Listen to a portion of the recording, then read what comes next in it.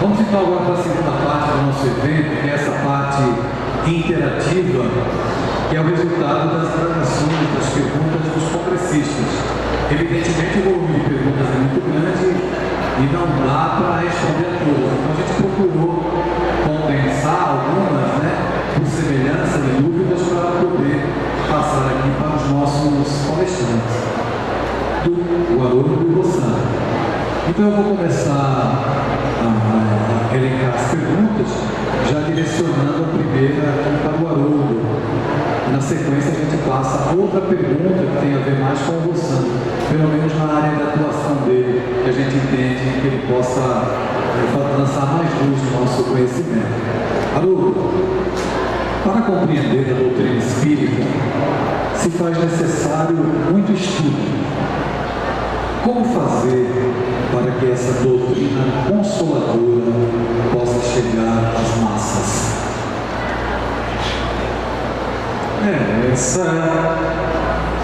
Essa é a pergunta do século. Porque nós gostamos muito de enfatizar o trabalho de Paulo de Tarso, nós adoramos fazer elogios a Paulo, elogio ao trabalho dele ter viajado, dele ter pregado aos gentios.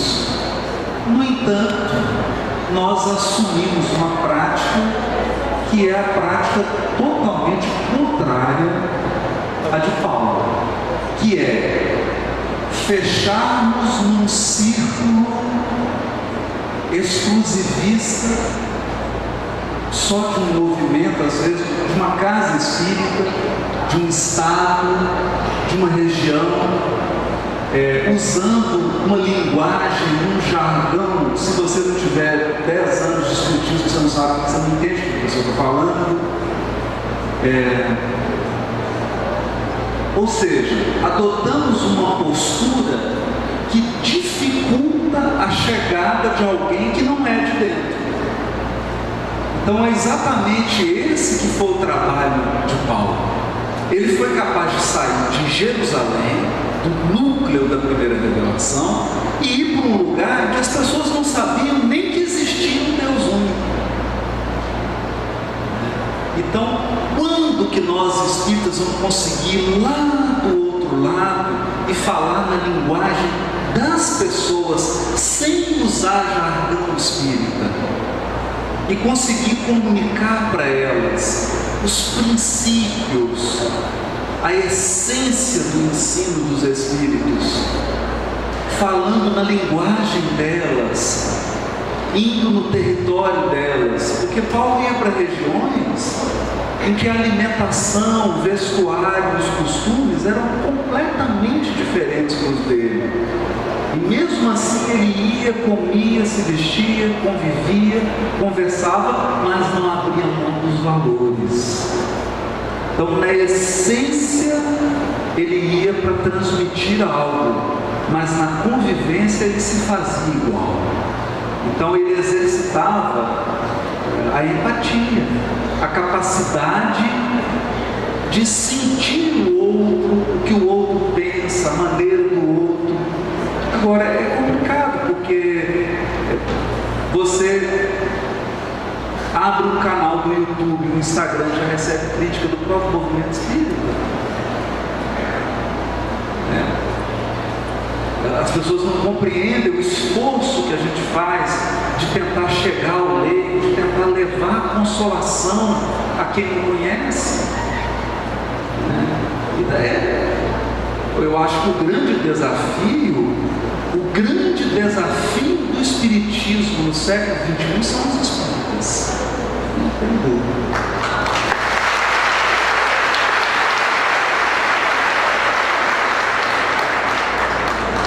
Sandro, você acredita, como a psicologia poderá trabalhar junto ao espiritismo para esclarecer o coletivo? Bom, é uma reverberação do que o Haroldo já estava falando, de forma muito poética, Fundo traz Paulo como alguém que sai deste lugar para falar com os outros Hoje, o mundo nos tem oferecido um conjunto de instrumentos para a gente nem precisar usar os jumentinhos que Paulo usava, com muita dificuldade para fazer esse trabalho grandioso. A gente está aqui com um monte de transmissões online, atingindo muitos corações, muitas pessoas que vão em cidades distantes, em outros países, que não têm um movimento tão robusto como o nosso. Então, a questão não é o que a psicologia pode fazer pelo espiritismo, eu acho que é mais o que é que o espiritismo pode fazer pela psicologia, né? Sabe? Que é o que é trazer para a ciência do comportamento humano a ideia de que, em essência, a nossa busca é por um modelo transcendente, não patológico, que é Jesus. É sair de uma tentativa de puro individualista e pessoal em que eu fique bem, mas que eu norteie o caráter de comportamento através desse que é um modelo de comportamento. Como Haroldo gostou de dizer, não um objeto de culto, mas acima de tudo um modelo de comportamento. Então, para fazer isso, nós precisamos entender que as pessoas precisam entender a mensagem do Cristo nessa vertente do cristianismo redimido. E para isso a gente precisa chegar junto das pessoas e usar todos os instrumentos que estão à disposição. Entender que os espaços que se abrem, em qualquer lugar, em mídia televisiva ou em mídia virtual, não são nossos. Nós somos só instrumentos dela. Nós somos só esses não são espaços nossos.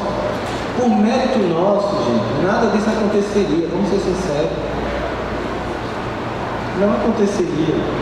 O mérito não é nosso, é instrumento. E todos nós somos instrumentos, porque hoje isso é uma característica do mundo atual que é discutida inclusive num livro fantástico chamado O Futuro do Poder, que foi do assessor de políticas internacionais do governo Bill Clinton, que é professor da Universidade de Harvard, em que ele tem uma demonstração muito clara o seguinte, que no mundo atual, e a gente entende isso quando vai ler Regeneração, e o que a codificação fala sobre esse momento, é que o mundo sempre se acostumou com transição de poder. Por exemplo, o poder sai dos portugueses para os espanhóis, dos espanhóis para os holandeses para os franceses, para os ingleses, fim da Segunda Guerra se concentra nos Estados Unidos e agora, acreditava-se, iria para a China. Não, esse mundo acabou.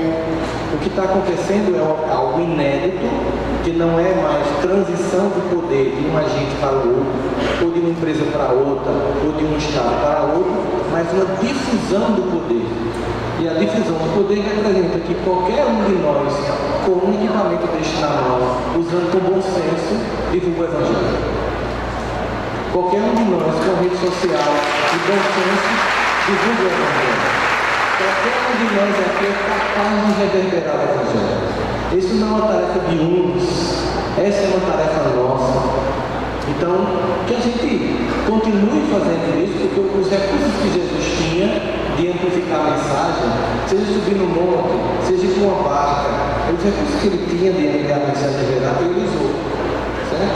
Que nós possamos, como instrumentos imperfeitos e muito distantes dele, na busca de imitar, usar todos os recursos que existem, das ciências do comportamento, levando a espiritualidade para as pessoas, levando para as almas sedentas que entrou no período de mais surto suicida da história humana, a esperança que somente o Cristo, né, essa bandeira de esperança, traz aos corações humanos.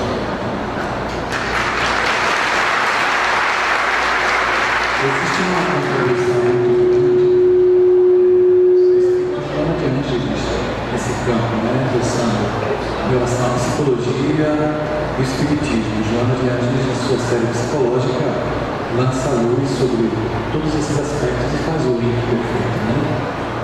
Haroldo, nós sabemos que os grandes oradores que tratam de temas tão significativos para a sociedade, nos tempos atuais, todos eles, inclusive você, em alguns momentos procuram trazer um pouco de humor para ilustrar, né, através de uma metáfora, enfim, aquela informação que você queira passar. A indagação que nos chega, muito interessante, através de uma pergunta é: o Cristo, no dia a dia com os apóstolos, já que nós sabemos que os evangelhos não constam todas as experiências do Cristo diariamente, será que Jesus era bem lembrado? Não é será, tem certeza. Isso está no capítulo 2 do livro Boa Nova, quando Maria faz um pedido no templo. Foi a primeira narrativa de nepotismo no Novo Testamento. Maria procura as autoridades do templo e, como toda boa mãe, quer um bom cargo para o seu filho. Ela procura lá no templo, conseguiu uma colocação para Jesus, já que ela tinha algumas influências. A prima Isabel era casada com um sacerdote, etc. E faz aquela articulação. Quando ela volta, Jesus está esperando na porta, e ele ainda, numa idade de 12, 13 anos. Então, só de Jesus olhar para ela, ela já percebeu o que estava acontecendo. Então ela olha para Jesus e ele pergunta para ela, mãe ou mulher, que era uma forma respeitosa de se chamar mulher, era dizendo assim, acaso não tenho testemunhado a minha comunhão com Deus? Ela fez como todo mundo está fazendo agora, olhou e não entendi nada,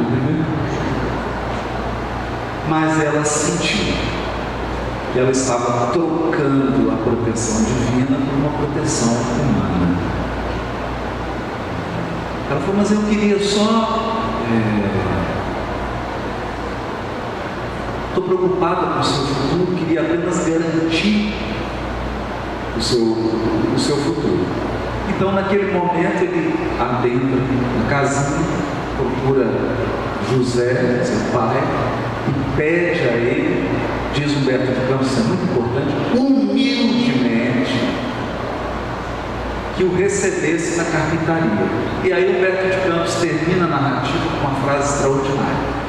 Desde então, ele ajudava o seu pai na carpintaria, enchendo a casa de alegria. Enchendo a casa de alegria. Então isso é uma marca muito forte de Jesus. Tão forte, que ele criava âncoras emocionais. Por exemplo, a maneira como ele partia o pão. Todo mundo se sentava, as refeições são coletivas, Você põe aquelas porções e o pão, que é também uma porção. E Jesus sempre pegava primeiro, repartia e dava para os apóstolos. Ele criou uma âncora de afetividade, uma maneira de fazer, e os apóstolos no caminho de Emaús só o reconheceram quando ele teve esse gesto.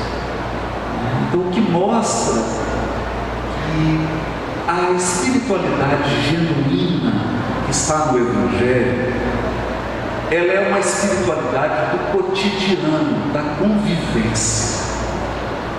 O grande desafio não é você fazer o seu café da manhã virar uma sessão de meditação.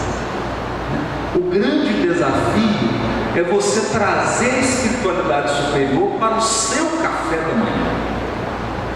É você tomar um café da manhã com a família, que aquilo deixe marcas profundas no espírito de quem está ao seu lado. Isso é o Evangelho, isso é a verdadeira espiritualidade. Então, que a nossa alegria, o nosso humor de bom tom, seja uma bússola para a nossa vida. Eu me lembro aqui da figura do Jerônimo Mendonça. Era um homem que fazia palestra, um dos grandes expositores. O Jerônimo fazia palestra deitado numa cama, porque ele não movia nem nada. Ele só mexia mesmo a face e a boca.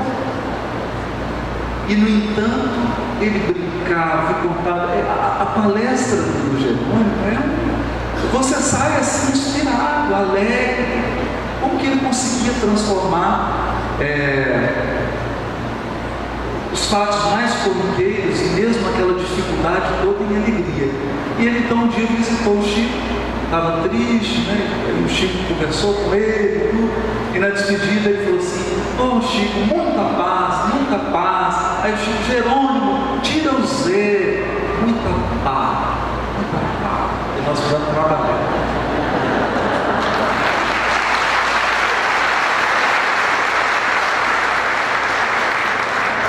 Moçada, o tema do nosso seminário é Revivendo Jesus. Como é que nós podemos reviver ou viver Jesus dentro de casa, quando, por exemplo, a gente tem vontade de comer aquele filho adolescente com batata? Quando você é desafiado na prática educativa do dia a dia, como viver Jesus naquele instante? O que define a família não é um dia ruim em que eu agredo alguém que eu amo. Nós somos especialistas nos nossos familiares. Ninguém consegue atingir melhor uma pessoa do que quem ama ela. Ninguém consegue atingir mais a gente do que pessoas de próprio movimento. Tanto que Emmanuel tem aquela mensagem belíssima nos mesmos pratos, né? Que ele analisa aquele momento de Jesus. Mas o que me define não é isso, né? O momento em que eu perco a paciência com meu filho e quero pular no pescoço, não define o pai e a mãe que eu sou, define o conjunto da obra. Porque família não é fotografia, família é filme. Fotografia é o que gera mágoa. É quando eu pego o seu dia ruim, fotografo e fico olhando para essa fotografia, para mim, mostrando para você. Esqueço que também você me ergueu, esqueço também que você me acariciou, que você me escutou, mas você como humano tem que perder a paciência. Eu fui para um aniversário de bodas de diamante, 60 anos, né? E é muito bonito porque tem aquela foto final, que tem um casal de idosos, sentadinhos de mão dada, os filhos, os netos, os bisnetos atrás, e um fotógrafo oficial, com o tripé como esse que está aqui, e atrás os convidados com a câmera de celular fotografando, e todos do meu lado suspirando, assim, que coisa mais meiga. Que casal mais lindo, quanto amor, né? E eu pensando comigo, para essa foto acontecer, teve tantos dias difíceis, teve tantos dias em que um tentou desistir do outro, teve tantos dias em que um machucou profundamente o outro, de modo que essa foto ela é muito mais bonita, porque ela é extremamente humana, ela não é fantasiosa. Não é a foto de um casal que nunca machucou profundamente o outro. É a foto de um casal que ficou apesar disso. Ficou em nome de um amor verdadeiro, um amor que não é um amor em que as pessoas estão sempre felizes e têm sempre a melhor resposta. É um amor que suporta os cotidianos, os dias difíceis, mas que constrói um filme da superação. Aquilo é motivo de comemoração porque aquelas pessoas, apesar dos dias difíceis, apesar de tanta dor, perceberam que havia um filme que andava correndo, que eu te machuquei, depois eu amadureci, passei dos 30, passei dos 40 e fui amadurecendo. Quando a gente é mais jovem, por exemplo, a gente acha que uma pessoa que critica no casamento é ruim. Quando você amadurece, você agradece a esposa que critica porque ela te acorda, te coloca no lugar no chão. E isso vai fazer com que a gente vá amadurecendo junto. Aquele filho que um dia, como eu dizia muito à minha mãe, você veio no mundo para destruir minha felicidade. Dizia muito isso para ela, ela dizia, estou nem aí para a sua felicidade, eu quero que você seja um homem de bem, não importa como, você vai ter que ser, né? E aí depois do processo todo, você entender, valeu a pena, né?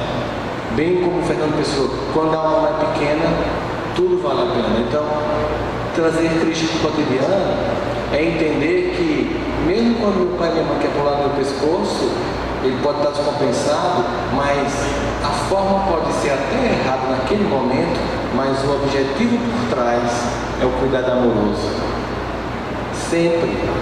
Sempre, mesmo que a forma não seja legal, a gente tem que sempre olhar para alguém que ama a gente e entender, está sendo chato a forma, mas o que é que tem por trás desse conteúdo?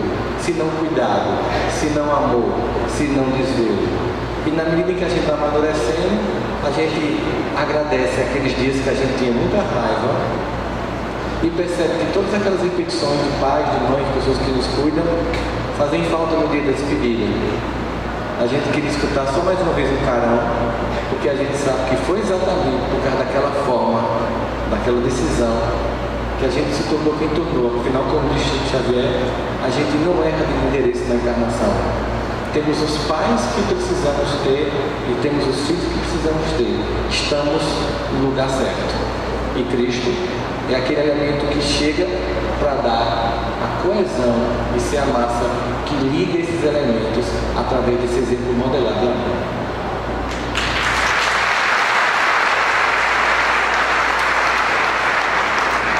São muitas as perguntas, né? Eu apenas que não haja tempo para colocar todas para a discussão.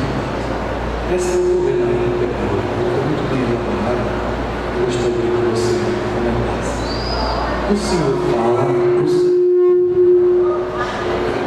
O Senhor fala que a mensagem central de Jesus é o reino de Deus. O que é esse reino? Qual o significado quando Jesus diz: buscai primeiro o reino de Deus e sua justiça, e tudo mais vos será acrescentado?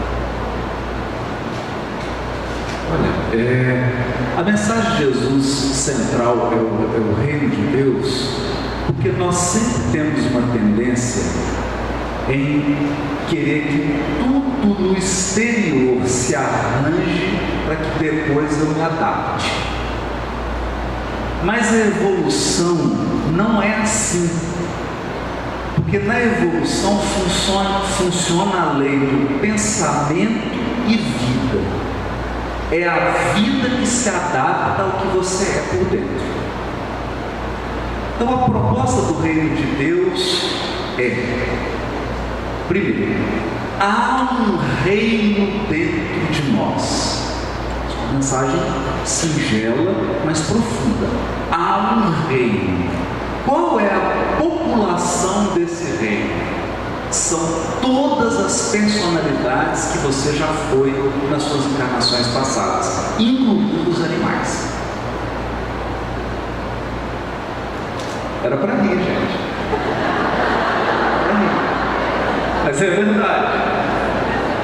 Então, imaginem, vou fazer um exercício pequeno aqui. Imagine as suas últimas 1000 encarnações. Significa que você tem um auditório desse aqui dentro de você. E acredite, a pessoa que você foi há 2000 anos atrás odeia a pessoa que você é. Tá vendo como é que eu odeio? Odeia a pessoa que você é hoje. Tem um conflito de interesses. Aquela personalidade que você foi na Idade Média, ela não conversa com a personalidade que você é hoje. Então existe uma população dentro de nós. Mas existem outras coisas também. Uma forma de funcionar, uma cultura, padrões repetitivos. Tudo isso lembra um reino. E tem um reino. A pergunta é: quem reina na nossa intimidade? Se fosse Deus, você estaria nos altiplanos da vida espiritual. No entanto, há um outro soberano regendo nossa vida psíquica no conjunto. Ele é assim bem parecido com Herodes Grande, cujas marcas são o egoísmo e o orgulho. Então a proposta do reino de Deus é: eu vou destruir essa estrutura? Não. Eu vou acabar com as minhas paixões? Não. Eu vou eliminar todos os meus defeitos? Não. Eu vou tomar essas energias, essas funções psíquicas e esses potenciais e eu vou realinhar. Eu vou dar a essas energias uma nova direção, um novo sentido. Aí, nesse momento, todo o meu cosmo interior passará a gravitar em torno da lei divina, que é lei de amor para a comunidade universal. Nesse momento, eu construí o reino de Deus em mim. Ao construir o reino de Deus em mim, por força da lei divina, o exterior se encaixa no meu interior como pecinhas de um quebra-cabeça, que são atraídas pelo formato. É assim. Por isso Jesus conta a parábola do grão de mostarda. O reino de Deus começa com uma minúscula centelha em nossa intimidade, e ele cresce até um dia abranger o ambiente em que nós vivemos. Esse é o ponto fundamental. É por isso que a gente olha para personagens como Lívia do livro 2000 anos, Alcíone do livro Renúncia, e você fica procurando assim: mas ela não era nem youtuber famosa, ela não tinha nem 5 inscritos no Instagram, ela não fez nenhuma obra para atender milhares de refugiados. Então você olha assim para a vida da Alcíone e fala: o que de espetacular ela fez do ponto de vista exterior? No entanto, ao ajudar o amado e os membros da família, ela trabalhou uma construção interior de emoções, de sentimentos, de pensamentos. Ela atingiu um tão alto grau de controle íntimo e aproveitamento dos seus potenciais humanos, que ela transcendeu. E ao desencarnar, ela é simplesmente conduzida para um ambiente em sintonia com o que ela já vibra por dentro. Esse é o ponto. Porque se todos nós aqui formos olhar as nossas sombras, se você for olhar seu inconsciente, aquilo que você faz sem saber, você vai entender o que está encarnado agora no mundo de transição.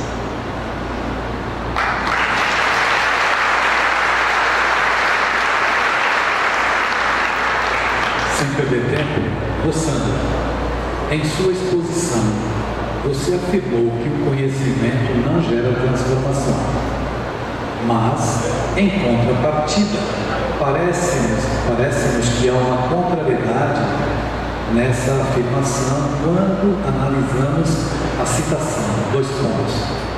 Conhecereis a verdade e ela vos libertará. Como conhecer a verdade sem o conhecimento? Por favor, traga-nos esta luz. Ou eu não me fiz entender, ou a pessoa não entendeu o que eu falei.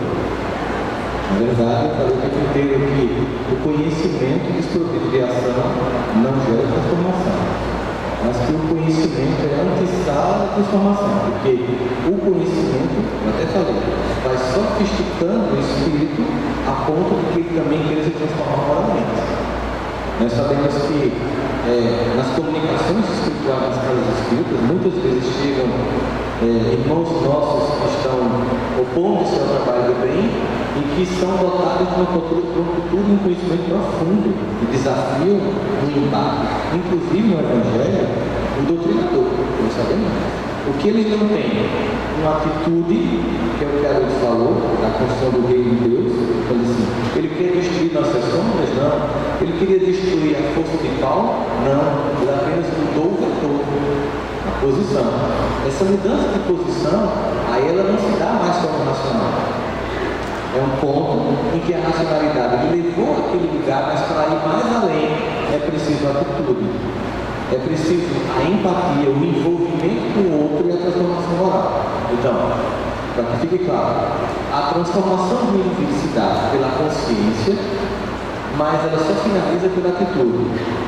No entanto, a gente conhece pessoas que são muito simples e profundamente transformadas, e aí você sente a diferença disso, quando era o caso de Alcides e também de Lívia, ou seja, elas também não eram grandes exegetas do Evangelho, oradores, porque a gente não é nada muito. grandes palestrantes, imaginando, né? Você sabia disso, você também faz palestras. Tem uma de grande palestrante aqui, né? É porque eu tenho 1,73m, de grande, não tem nada. É o seguinte, é que o que faz a diferença é quando o seu pouco se transforma num muito de atitude. E você se compromete quando o seu muito de conhecimento se torna um pouco de atitude. E isso não é um discurso contra o conhecimento, não é uma condenação, pelo contrário. Que aí a gente entra no início da pergunta de Haroldo. E o nosso desafio de levar o Espiritismo com toda essa cabeça, tipo assim, ele é tão acima da média intelectual que a gente não consegue levar, não.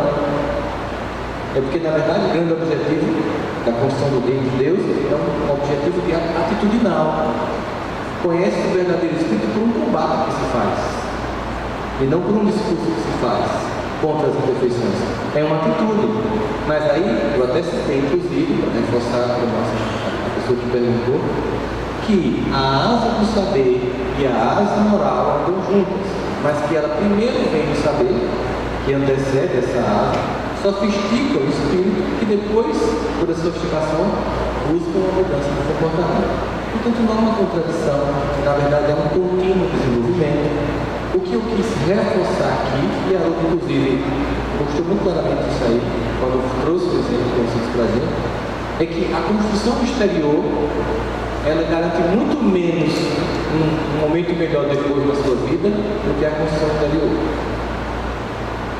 Toda a visibilidade, a importância, a titulação que você vai ter, elas são bem-vindas, elas são desejáveis, é esforço de um processo pessoal, mas o que vai ficar depois, quando a gente para, e todas essas personagens dessa encarnação pessoal aqui agora, esses lugares, esses tipos, eles cessam e você volta para a sua interioridade, o que é que eu tenho para entregar? O que é que eu, no meu coração, lá dentro, quando Gilberto Gil diz assim, para falar com Deus, eu tenho que desatar os nós das gravatas do sapato, ou seja, tira a máscara, tira a persona, porque que o papai é filho e pai. E não que você é conhecido lá fora, que você é conhecido aqui dentro.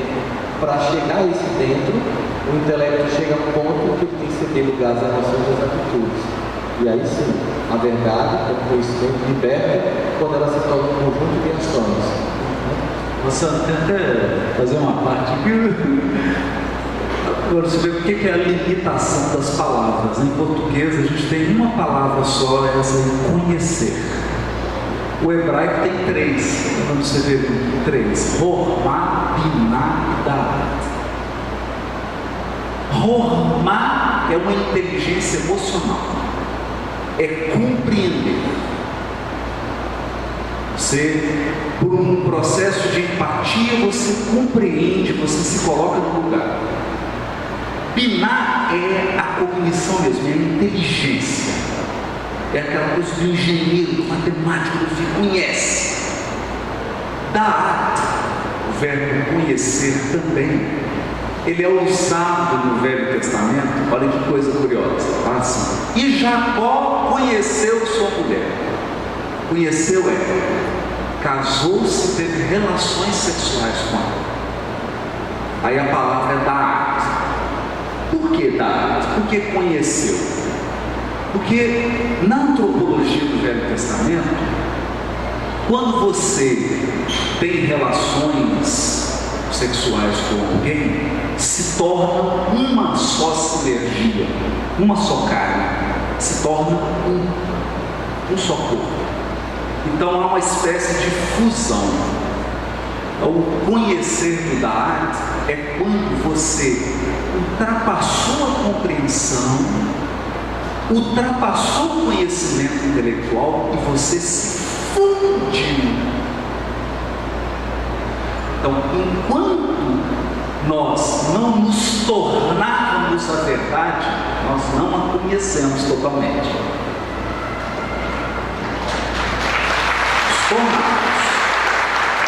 Então, se você tem Hormá e se você tem Biná, você está envolvido com a verdade. Mas quando você tem Daat, que é o conhecimento no terceiro nível, você está comprometido com a verdade. Qual que é a diferença? café da manhã no Nordeste. Ovos mexidos com carne de sol ou bacon. A galinha está envolvida, o porco está comprometido. Então, da'at é quando você se torna aquilo. Você se torna. Então a gente pode observar, por exemplo, quando você toma um grande músico, por exemplo, ele se torna música. O instrumento musical é uma extensão dele, não tem mais diferença. Então primeiro você conheceu, essas são as teclas, é assim que faz. Depois já tem uma empatia, depois você se funde com aquilo. E aí você olha aquela pessoa e fala, nossa, mas é tão fácil tocar. Então, é mais uma vez esse problema com as palavras. Moçando, como as crianças com altas habilidades que estão chegando podem ser trabalhadas, educadas pelos pais e escolas para desenvolver gradativamente suas habilidades, ajudando a regeneração. É um tema bem delicado, porque existe um surto de crença de filhos índigos nas famílias espíritas cristãs, Ninguém tem obsessão encarnada, tudo criança, toda geração, tudo é fome. Na verdade é o seguinte, não há como desconsiderar que há uma geração nascendo com nível de cognição, e aí a ciência ainda não conseguiu chegar à conclusão se é por causa de um conjunto de estímulos que elas têm que nós não tínhamos na nossa infância. Não é nada conclusivo dizer que é porque elas têm smartphone, YouTube, que elas são mais inteligentes. De fato, quando nós nos comparamos com crianças de 5 anos hoje, lembrando de quem nós éramos com 5 anos, a gente sempre meio idiota. No entanto, isso fica muito claro. Não quer dizer que essas crianças não tenham necessidade do Evangelho de Jesus na vida delas, pelo contrário. Um alto grau de conhecimento sem moralidade é muito perigoso. O compromisso de educar moralmente essas crianças é maior do que educar uma criança que é menos instigada intelectualmente. Exige ainda mais atenção dos pais e, ironicamente e lamentavelmente, é exatamente essa geração que tem ido menos à evangelização. Por culpa dos pais, sobretudo, que acham que tem que negociar com a evangelização. Você pode chegar para a casa espírita e dizer assim, olha meu irmão, domingo de manhã, na minha época funcionava, mas na época da galera que passa a noite na internet não rola. Vamos mudar o dia, vamos propor isso para cá, vamos tentar um dia de semana à noite, porque eu fico retendo o uso do celular, do computador para eles estudarem, e quando chega na sexta, no sábado, quem é pai sabe o que faz, Aí eu cedo, mas ele vai dormir mais tarde no sábado, vai dormir 1 ou 2 da manhã, ele não vai acordar de 8 para ir para a evangelização. Se ele for, ele vai feito um The Walking Dead mesmo zumbi. Então vamos mudar o dia? Pronto, negocia. Olha meu irmão, vamos ver se a gente consegue um evangelizador com idade mais próxima dos meninos, porque às vezes é um irmão muito querido, uma irmã muito querida, e que está lá porque muita gente não quer se comprometer com a tarefa, é bem verdade isso, mas às vezes está com idade tão distante que não consegue mais dialogar com os jovens. Então vamos tentar trazer alguém para ajudar, para ela treinar, para colaborar, para a gente. Podemos fazer isso. O que não podemos é não levar o filho para a evangelização. Quer ver uma coisa que eu acho chocante, e isso é uma inversão total de valores, é quando eu vejo familiares tendo que comprar os filhos para visitar os avós. Mas eu não gosto que a avó vai muito rica. Ela fica repetindo aquela história, não, mas depois eu levo você no shopping. Vamos, pelo amor de Deus. Gente, se coloque no lugar quando você for velhinho, o que é que ele vai fazer com você? Significa dizer o seguinte, essa geração de pais, esse é um tema que eu abordo muito, todo mundo sabe disso, muitos vídeos na internet são sobre isso.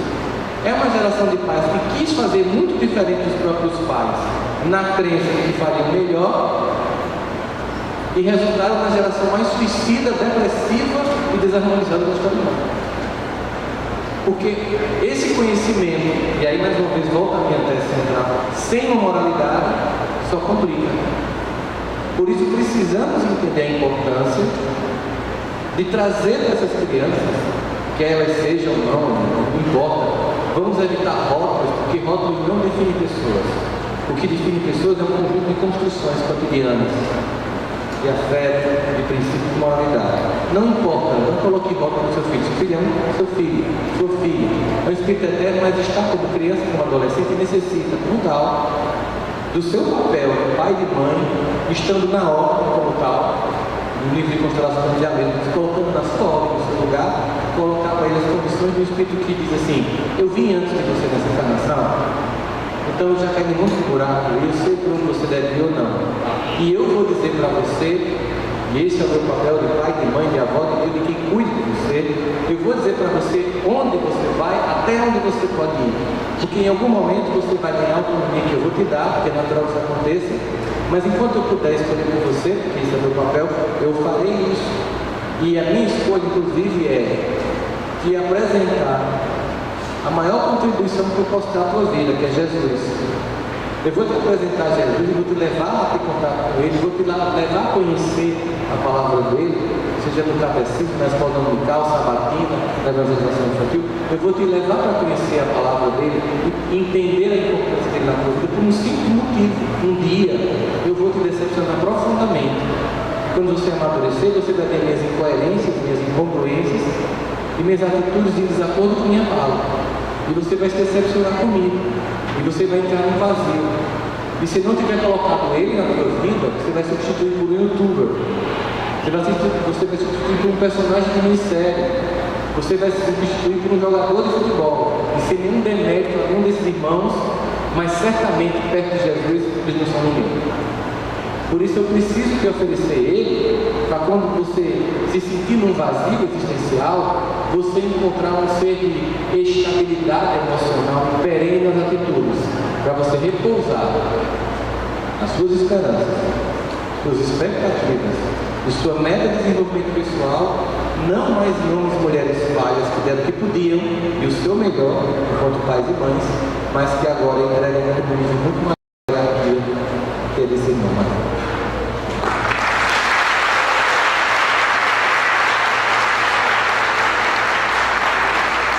No livro Boa Nova, uma das passagens mais belas se refere à personagem Joana de Cruz. Joana conheceu Jesus e quis viver a mensagem do Evangelho, mas devido àquela configuração social da época, o marido independente de Cruz lhe causava muitos problemas, impedindo-a momentaneamente de seguir a Jesus.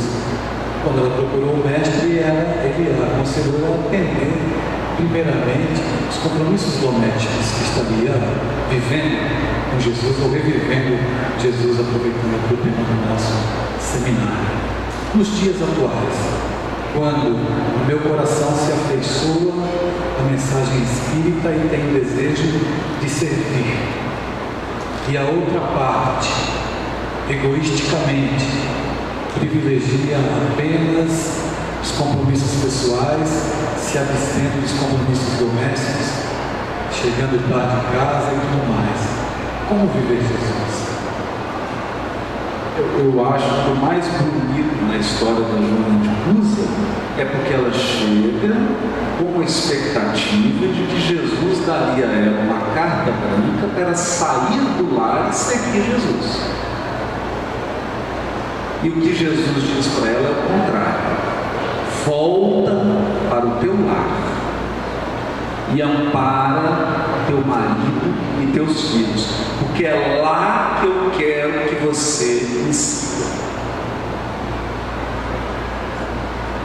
E o grande testemunho de seguir Jesus da Joana de Cusa é cuidando do marido deslocado e dos filhos rebeldes. Então, essa é a grande seguidora do Cristo. Porque nós temos uma imagem do mais cômodo, que é eu me desfazer dos meus compromissos, me desfazer do trabalho que me desagrada, para escolher um trabalho confortável, onde eu possa dizer, estou seguindo Jesus, e no fundo, é um seguir Jesus, e assim, eu só faço o que eu quero, eu só faço o que eu gosto. A grande questão de seguir Jesus, diz Emmanuel, que nós deveríamos disputar, é aquela posição em que você alcança, em que Jesus passa a dividir com você a cruz. Então ela fica no lar e ela evangeliza o lar. Esse é o ponto fundamental. Porque essas figuras, nós temos um hábito, na nossa leitura do Novo Testamento, do Evangelho, de hierarquizar determinadas figuras. Claro, elas são de suma relevância. Então nós pensamos assim: Paulo de Tarso deixou tudo para viajar e pregar Jesus. Era tudo que eu queria, gente, ficar só viajando, pregando, não é? Nós temos a... Acontece que quem ficou lá na casa do caminho, acolhendo o doente, cuidando de ferida, com a família toda trabalhando com ele, morando, a sogra morando junto, imagina uma atividade assistencial, a família toda morando junto, mais a atividade, mais os problemas da obra. Foi Simão Pedro. Então há uma complementariedade de trabalhos, e muitas vezes é aí que nós vamos mudar nossa visão quando a gente desencarnar. Vamos encarnar. Por quê? Nós vamos ver jornadas de palestra espírita no umbral,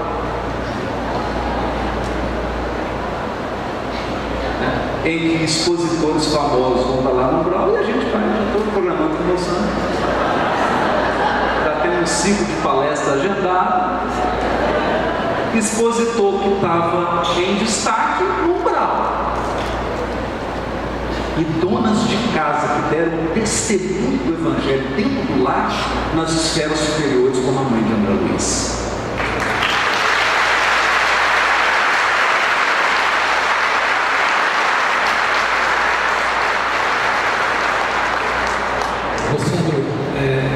As pessoas que experimentam processos depressivos podem em algumas situações vivenciar esses processos devido a vidas passadas? Não é inquestionável que sobre os elementos do comportamento humano, incluindo a depressão, entender as múltiplas existências, e Haroldo falou desse universo de vidas que tem dentro de nós e que está em desconexão, porque aquele meu homem da Idade Média que não pode pôr no novo que me transformei, e muitas vezes isso gera uma crise. Não há como negar que o nosso passado reverbera no presente.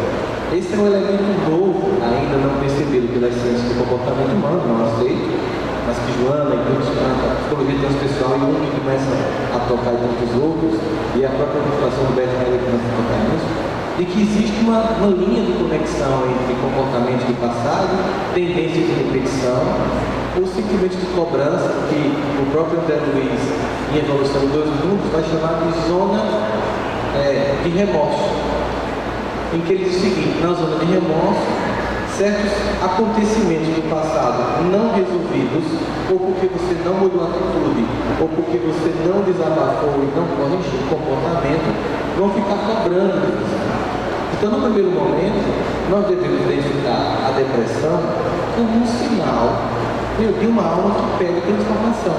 Nós sabemos, por exemplo, que o gás metano de cozinha ele não tem cheiro, mas se coloca cheiro para criar uma alerta para ele. para que a gente perceba, opa, está vazando.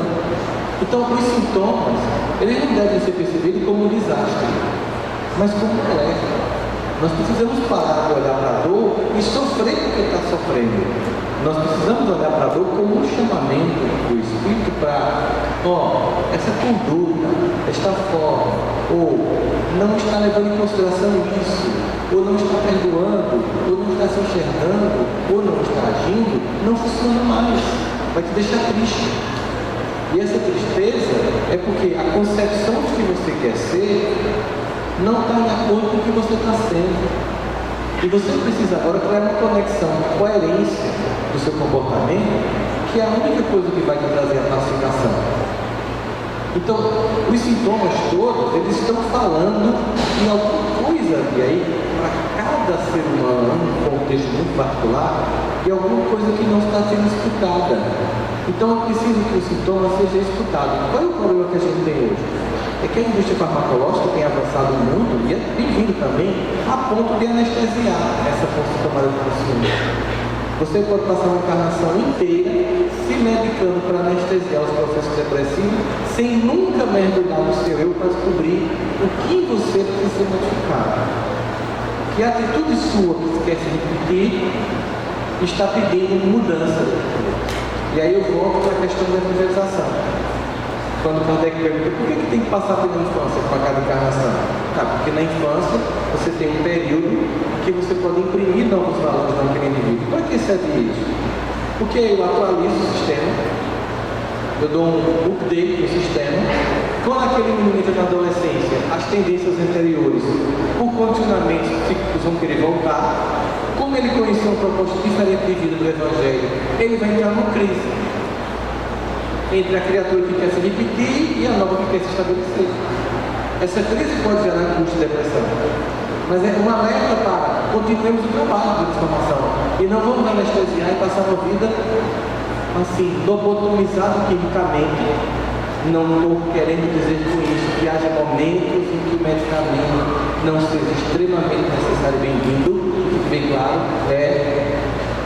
mas a gente não pode ficar. É o seguinte, é como se você estivesse indo de carro e o pneu furasse. O medicamento, o macaco que você levanta o carro, mudança de atitude, a troca do pneu. Tem gente que passa a vida com macaco e não troca o pneu do carro, e aí não anda, e aí deprime, vai angustiando. Então todos os sintomas, angústia, depressão, síndrome do pânico, tudo que a gente tem sentido hoje, que tem ficado meio que epidêmico, as pessoas sentem isso, é uma sensação comum, é porque a alma está sendo sacudida de dentro para fora, porque a regeneração do planeta, ela está começando na interioridade, ela vai se materializar fora quando acontecer dentro. Então o primeiro território de regeneração é o coração da gente individualmente, e que se regeneriza através do atitude coletivo, já que vivemos uns pelos outros e uns para os outros. Então, sintomas devem ser percebidos como alertas que devem ser escutados, que nos chamam para um mergulho que deve ser feito em busca de uma transformação, e não de uma evitação, de um lamento, uma tentativa de destruição ou de uma visão infantil de que um ser humano não oscila. Nós oscilamos, tem dias que a gente se sente muito bem, tem dias que a gente se sente muito ruim. Haroldo sabe que tem dia que a gente vem fazer uma palestra e que a gente diz assim, a última pessoa que queria moral para falar hoje era eu. No entanto, eu não posso, por causa do meu trabalho pessoal de transformação, deixar de cumprir uma tarefa. E ter consciência disso é manter a lucidez e dizer, o fato de eu estar falando não me torna melhor que os outros. Porque nós estamos juntos na construção de um ser melhor. Nós somos iguais como aqueles que estão labutando nessa transformação. E tem dias que nós estamos deprimidos, tem dias que nós nos sentimos pequenos, tem dias que nós nos sentimos rejeitados, tem dias que as pessoas passam e a gente acha que foi pessoal, não olhou pra gente e não deu bom dia. Tem dia que a gente acha que a pessoa foi chata, delicada com a gente, porque a gente está muito doído e a gente toma como pessoal. Aí tem dia que a gente está melhor, entendendo, não, o fulano está apressado, o problema é dele, o momento é dele. E tem dia que a gente está tão evoluído que eu amo ele desse jeito. A gente fica oscilando. Quando eu estou na vibe bem legal, quando eu penso assim, assim, tipo, transcendendo, amando a árvore. Sabe aquele ser uma árvore, né? Agradece a árvore, porque a árvore ele diz, não, Deus te abençoe, você está no caminho, eu faço. Como eu queria ser sempre assim. Mas a gente chegará lá.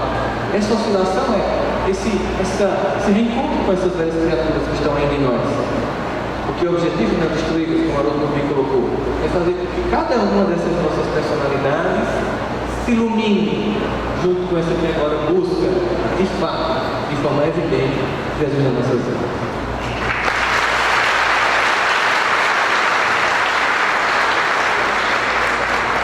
Essa pergunta aqui, eu não posso deixar de fazer, porque tem muito a ver com aquilo que eu mesmo faço, né? Escrevendo para crianças, para jovens e cuidando dessa área da evangelização. Então a pergunta fica para o Haroldo e para o Luciano no comentário. Por favor, o que ocorre no mundo metafísico no momento do Evangelho no lar e na evangelização?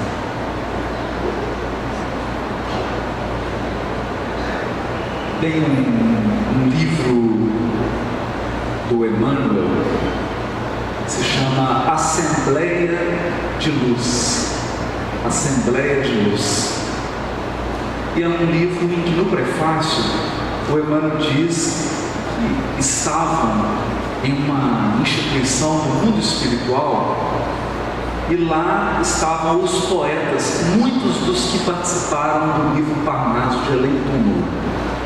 Contavam os espíritos dos poetas, uma atividade cultural espiritual, de altíssimo nível. E que cada poeta trazia o seu texto, e quando ele lia aquele texto, um conjunto específico de cores inundava o ambiente. Então ele diz que à medida que os poetas foram lendo os poemas edificantes, o ambiente se tornou uma apoteose, um arco-íris, cores que mudavam. Então ele resolveu trazer aqueles poemas para nós encarnados e se transformou no livro Assembleia de Luz. Ele disse que Emmanuel, ficou profundamente emocionado quando presenciou aquele fato. Quando você prepara ali a mesa, coloca aquela água, aí você tem 13 horas que você não conversa com a esposa.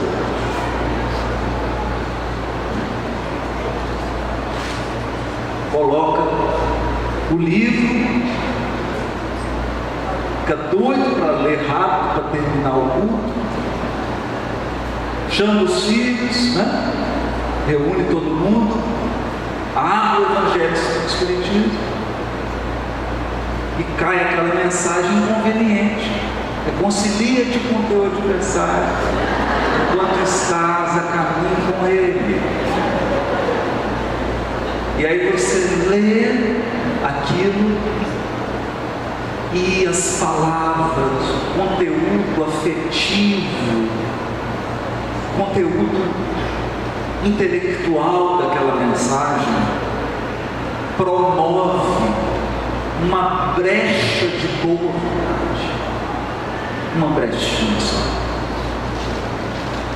Se abre um pouquinho de boa vontade e por um quarto de segundo, não mais que isso, você pensa assim: puxa, estou muito rígido, preciso flexibilizar um pouco. E o outro também pensa. E aquilo promove uma pequena abertura naquele núcleo familiar. Promove um raio de luz em algo que estava acontecendo, que se não fosse tratado, se transformaria num tumor.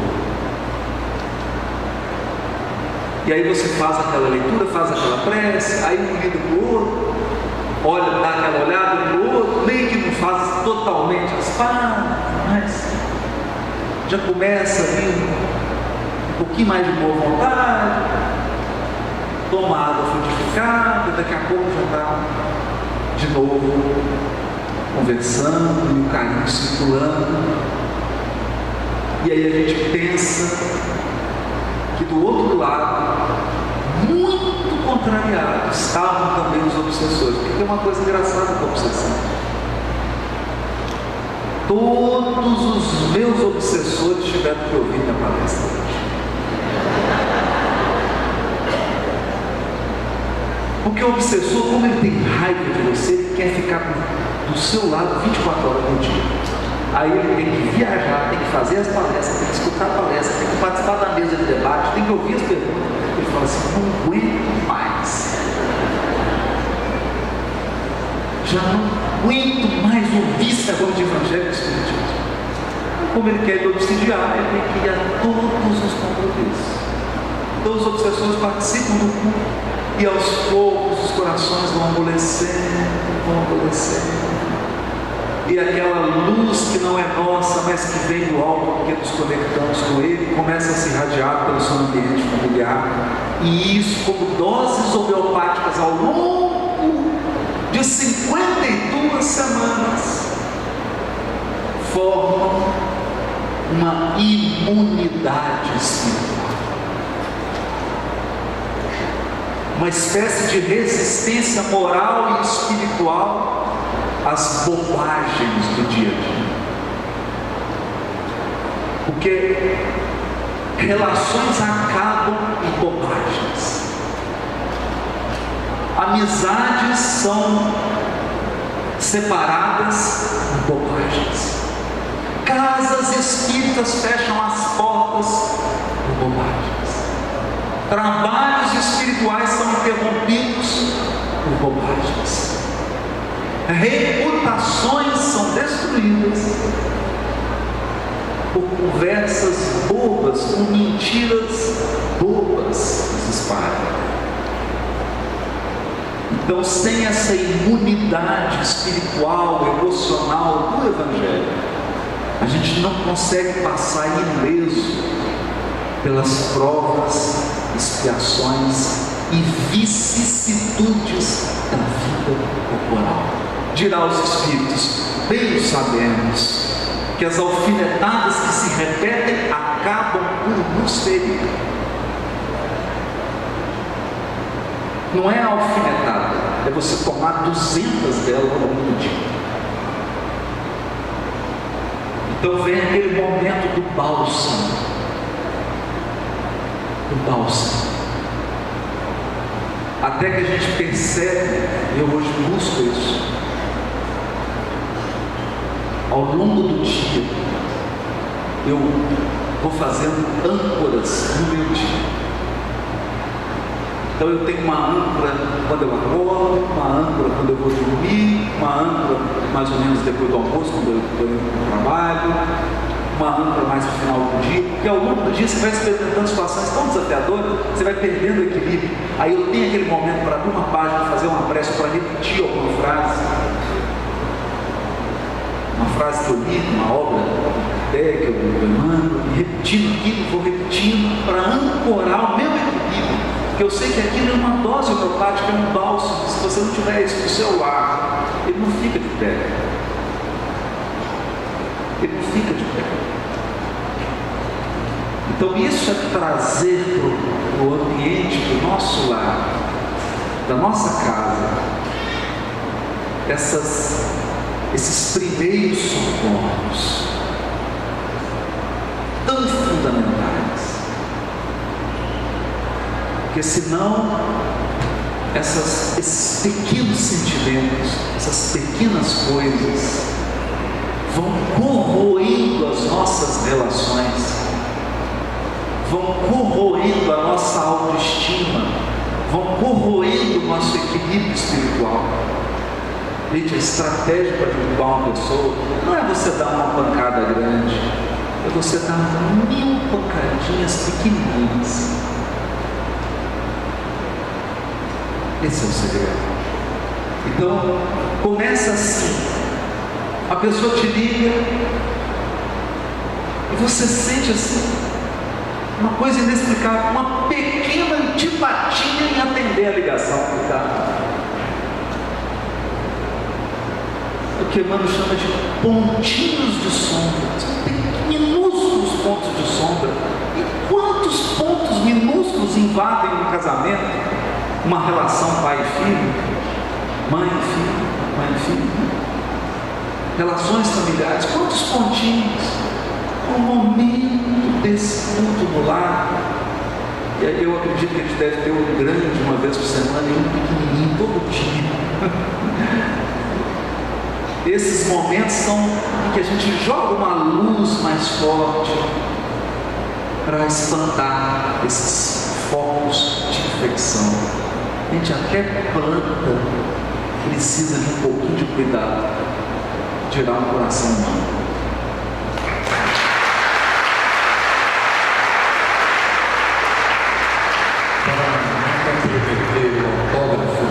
Só 4 minutos assim. Tranquilo.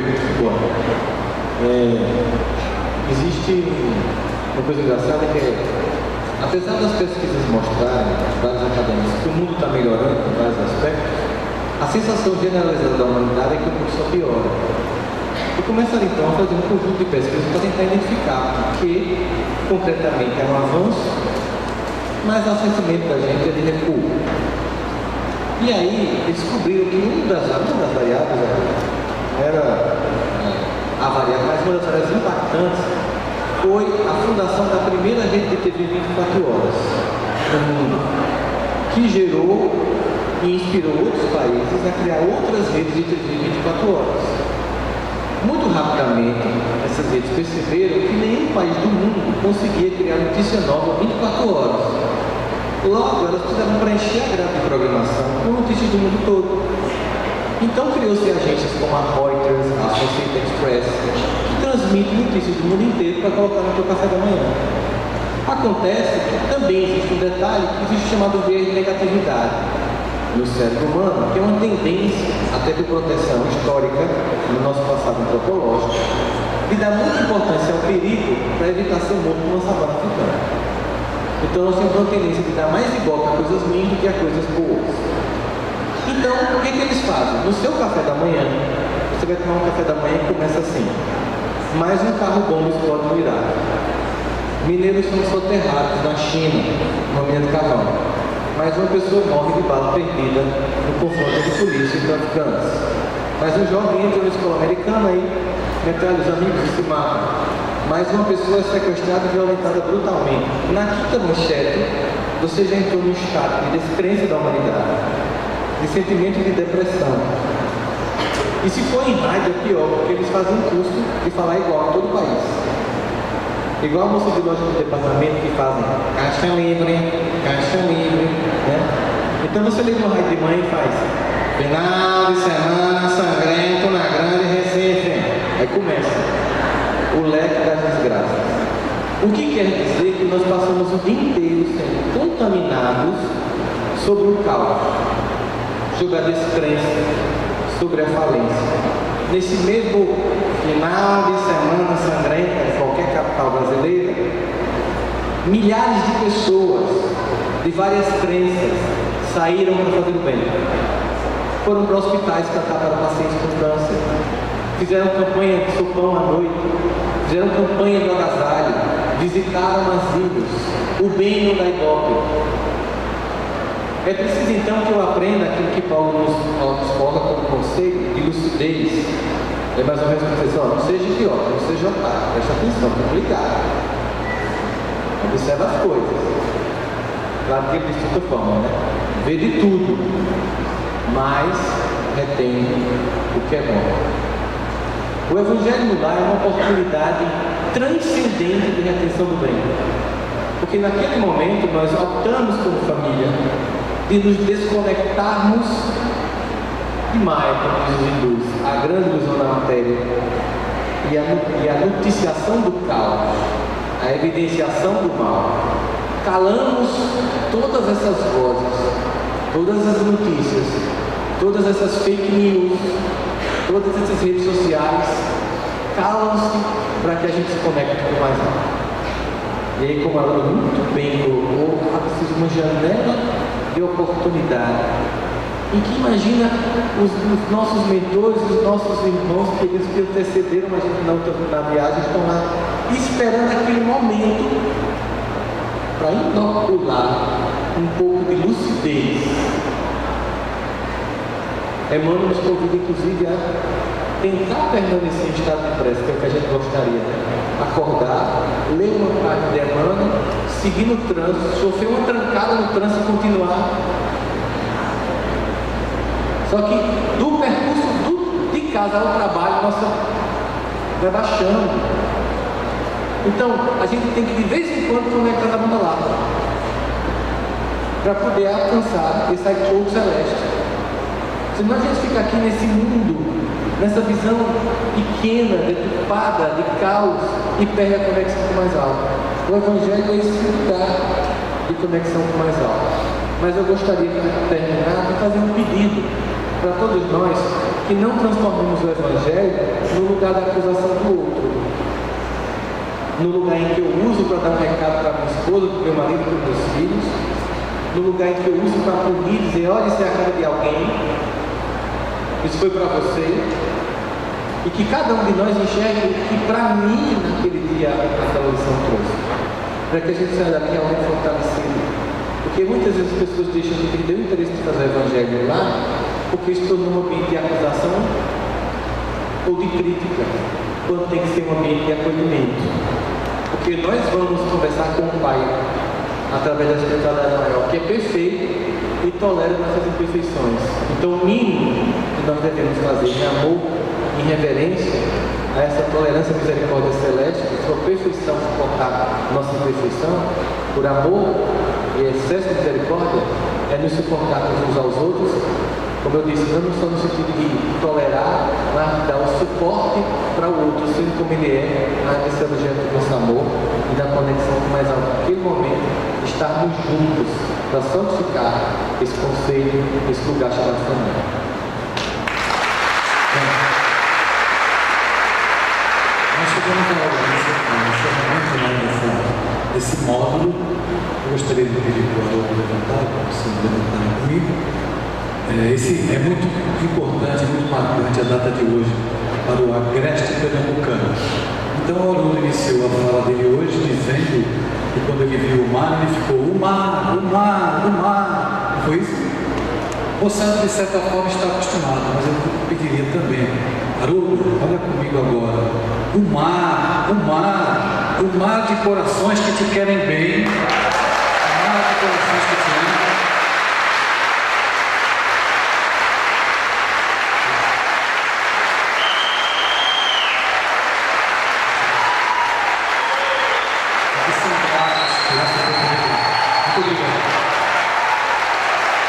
Eu vou pedir que vocês permaneçam no palco, tá? Podem permanecer no palco um pouquinho? Amigos, dois avisos rapidinhos que interessam a vocês e depois eu tenho um pedido para fazer a vocês dois.